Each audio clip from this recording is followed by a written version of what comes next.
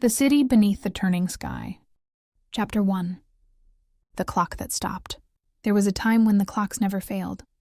The people of the Spiral City believed this with the same quiet certainty that they believed in sunrise, in winter's return, and in the slow turning of the heavens above their world.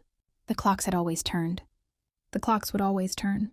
Their rhythms flowed through the city like a second heartbeat, hidden beneath the chatter of market traders, beneath the songs of street musicians, beneath the laughter of children racing through sunlit courtyards. There was always the sound of turning. Tick, turn, tick, turn. It echoed through every street and tower, through every bridge and archway, through every home.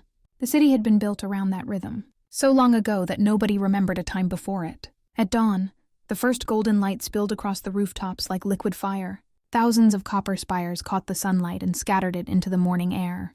Windows shimmered. Brass weather vanes spun lazily in the breeze. The enormous clock towers cast long shadows across the winding streets below.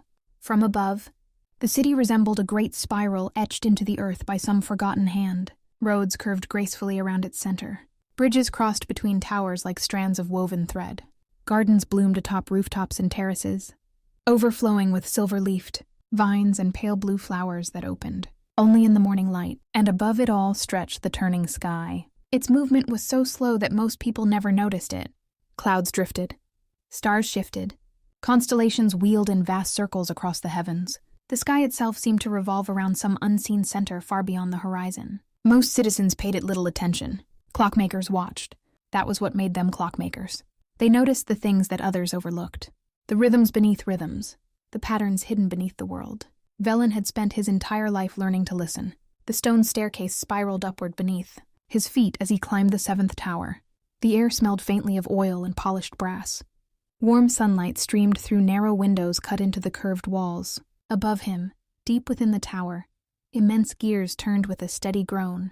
The sound resonated through the stonework itself. Not loud, not harsh, comforting, like the breathing of some vast sleeping creature. Velen smiled as he climbed.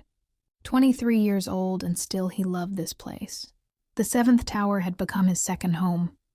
He knew every stair, every corridor, every observation platform, every hidden alcove where old clockmakers had left notes scratched into the stone centuries before. At the top of the staircase, he stepped out onto the observation platform. The sight stole his breath every morning. The spiral city stretched before him. Golden rooftops glittered beneath the rising sun. Steam drifted from chimneys. Market awnings unfolded like colorful flowers. Far below, tiny figures crossed the streets in winding streams. Beyond the city walls lay forests of amber-leafed trees that rolled across distant hills like waves frozen in motion. And overhead, the turning sky continued its endless journey.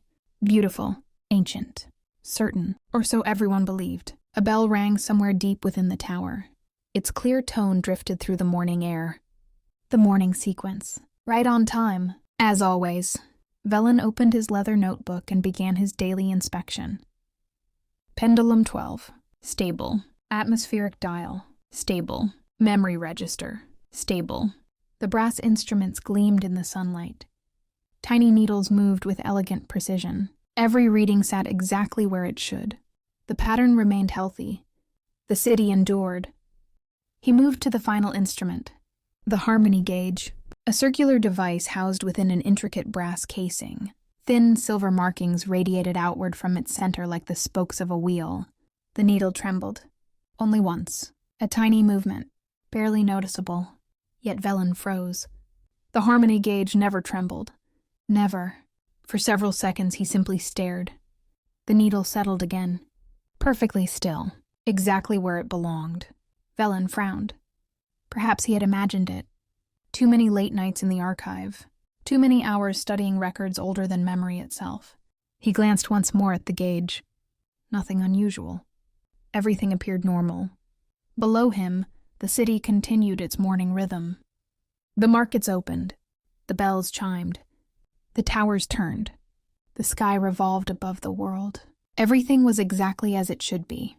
Velen closed his notebook. Then the sound stopped.